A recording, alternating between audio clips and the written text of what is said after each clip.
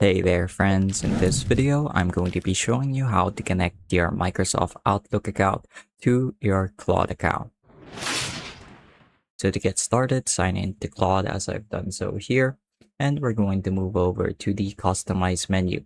We can find this at the left hand side of our screen, and it's usually the bottommost icon in this list. So once you click on that, you're going to see a few options pop up.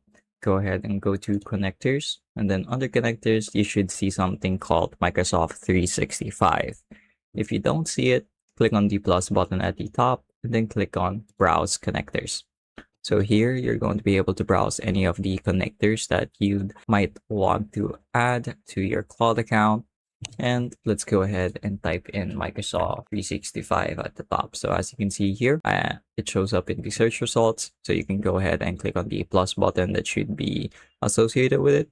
So I've already connected an old account before. That's why it shows up as reconnect.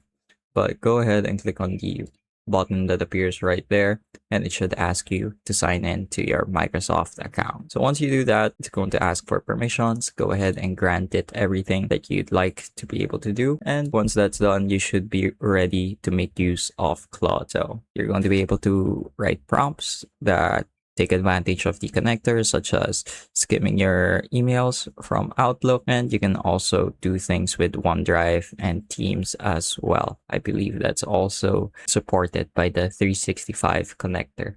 That's pretty much it for this video though. I hope I was able to teach you something new and something useful. And as always, thank you for watching.